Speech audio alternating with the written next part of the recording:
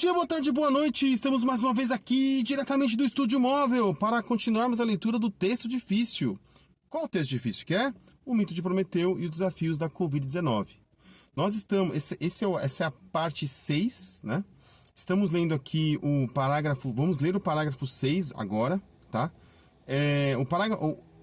O vídeo anterior, a parte anterior, foi só para o parágrafo 5, que é maravilhoso, é uma obra de arte, eu gosto muito desse parágrafo. Mas vamos ler o parágrafo 6 aqui, que ele também traz coisas muito, muito importantes. Eu vou tentar ler nesse vídeo aqui os parágrafos 6 e 7, tá? Não garanto que eu vá conseguir ler, porque quando eu começo a falar me empolgo. Eu quero que o vídeo tenha sempre no máximo 15 minutos, o outro já foi para 20, mas o outro acho que valia a pena dar aquele fôlego a mais para o parágrafo 5, e veja que foram 20 minutos só do parágrafo 5, né? Beleza aí? Vamos ao parágrafo 6 agora.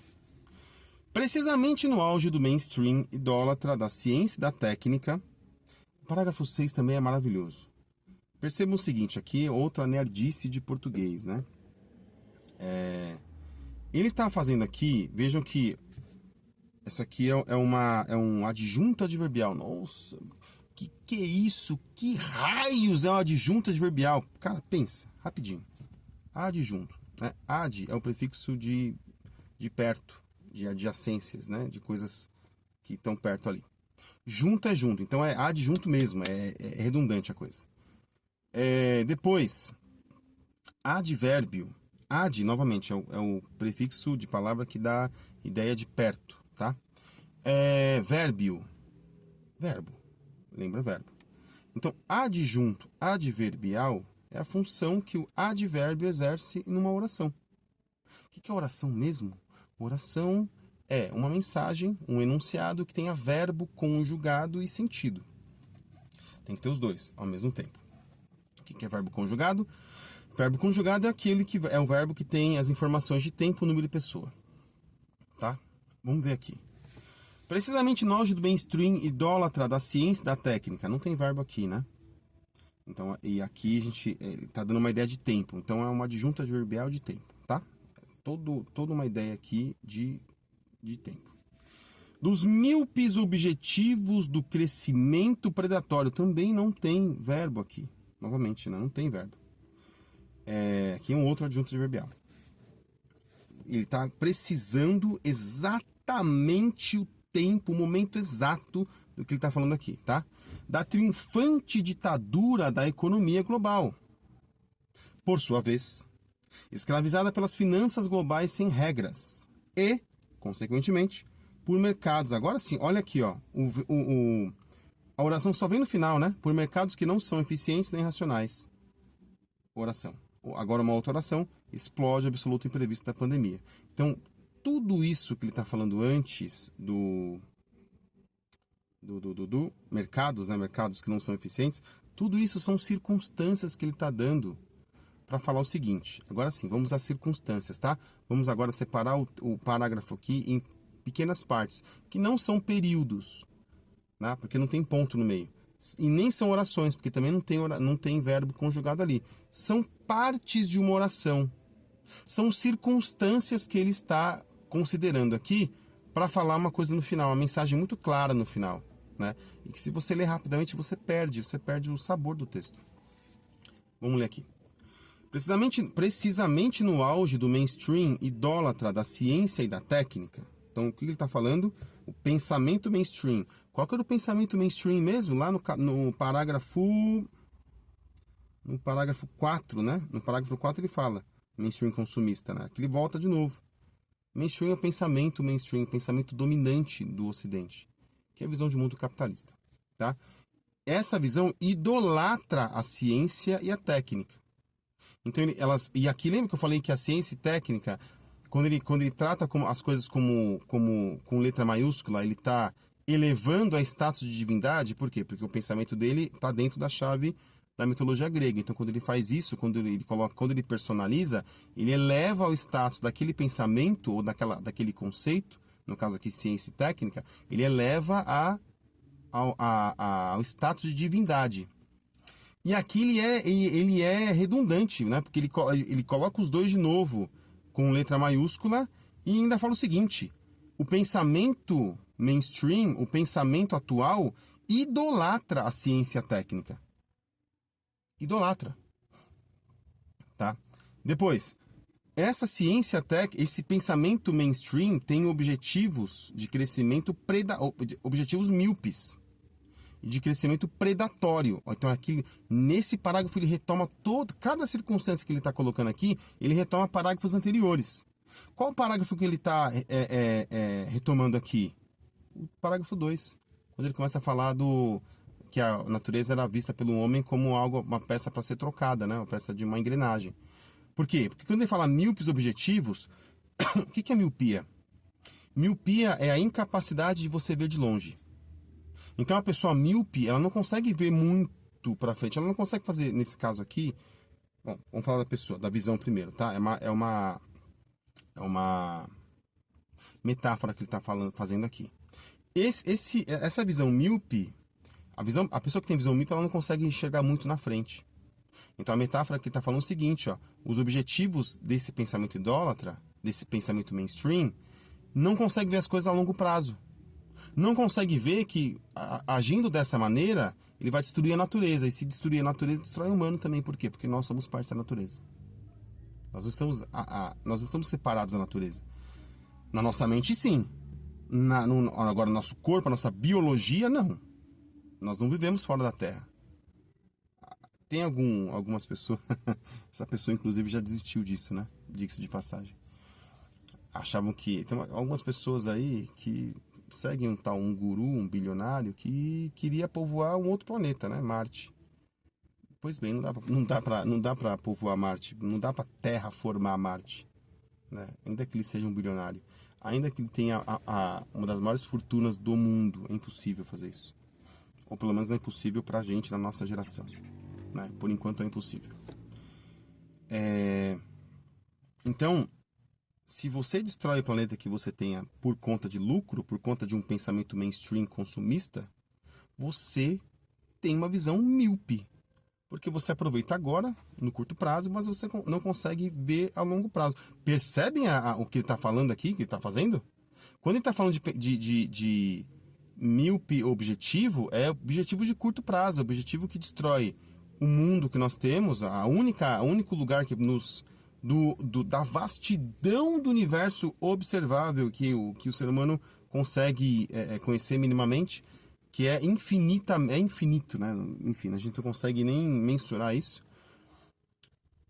A única parte, o único pálido ponto azul é o nosso planetinha que está sendo destruído, porque nós temos objetivos míopes de crescimento predatório. Crescimento o quê? Crescimento econômico.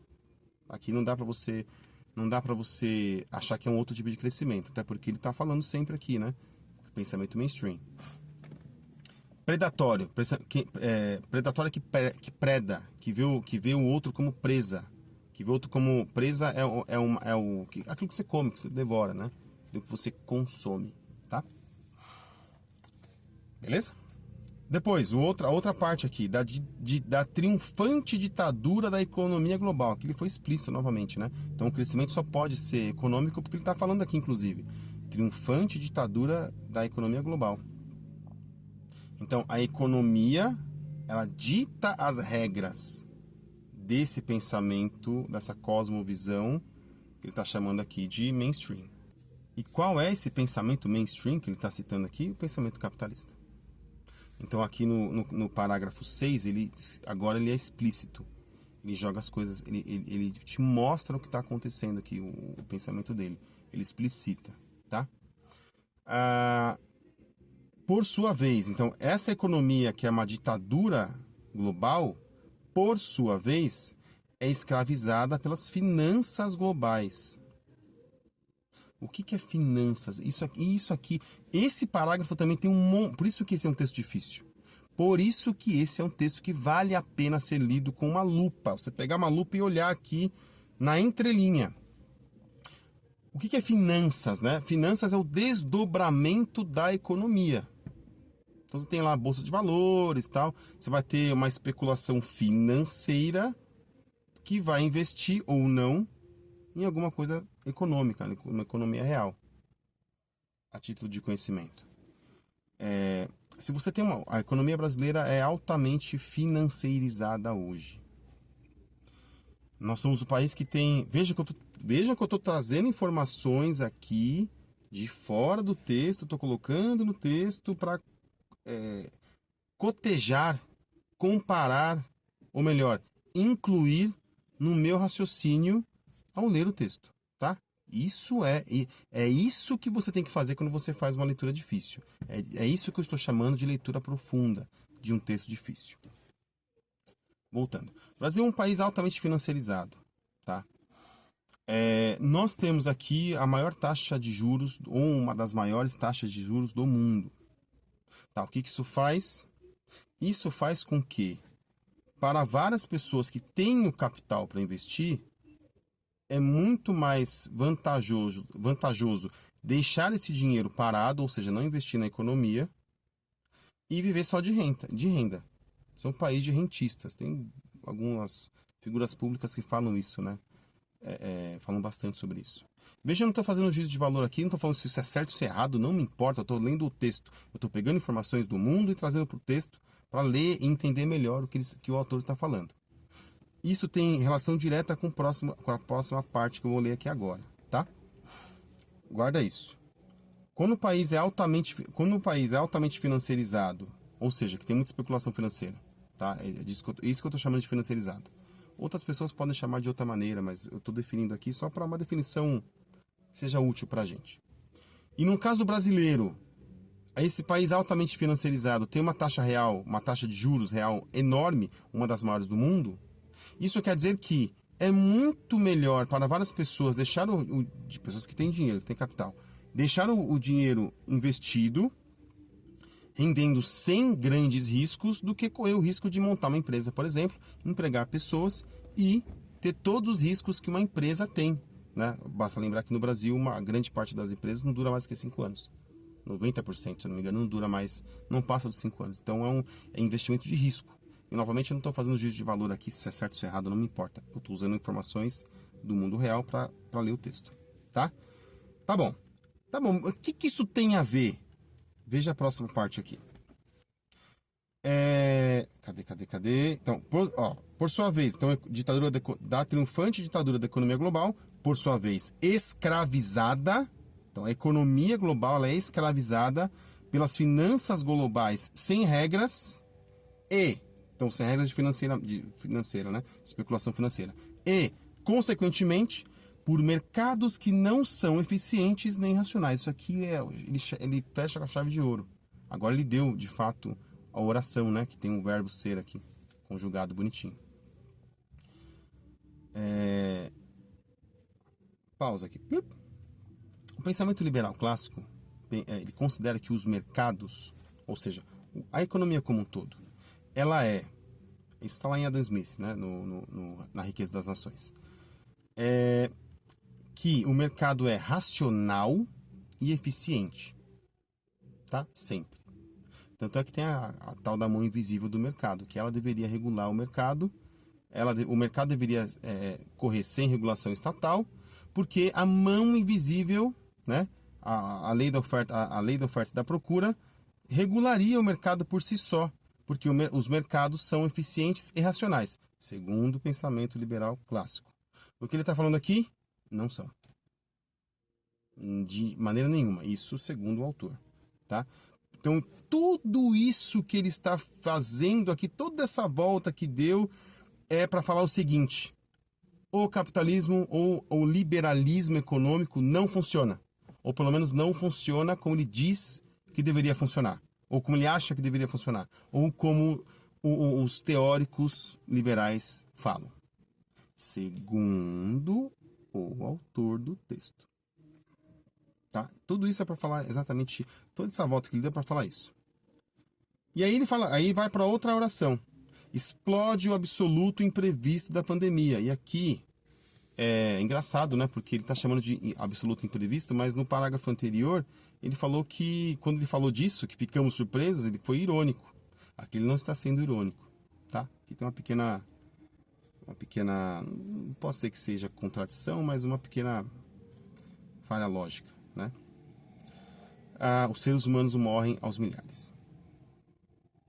Ele termina o parágrafo com essa informação, certo?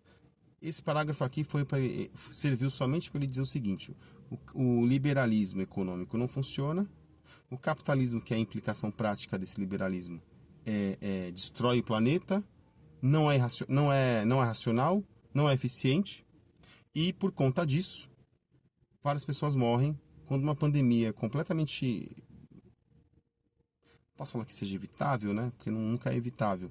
Mas uma pandemia que poderia ter sido controlada de maneira mais eficiente, não é feita não é controlada dessa maneira, né? E ele vai falar aqui agora, no próximo parágrafo, exatamente sobre o enfrentamento à pandemia. E esse parágrafo é muito, muito interessante, porque ele não estava no Brasil, pelo menos não sabemos que ele estava no Brasil, não há nenhuma informação que ele estivesse aqui, mas ele fala coisas que aconteceram na Itália, e a Itália é o principal, a Itália é o país mais parecido com o Brasil da Europa, tá? De longe, não é Portugal, apesar de Portugal falar português também. Não, o principal país, o país que mais parece com o Brasil na Europa é a Itália, né? E várias coisas que aconteceram lá, aconteceram aqui depois, né? E a gente vai ver no próximo parágrafo, que vai ser na próxima parte do próximo vídeo. Beleza? Durma bem, beba bastante água e aproveite sua vida. Até mais. Tchau, tchau.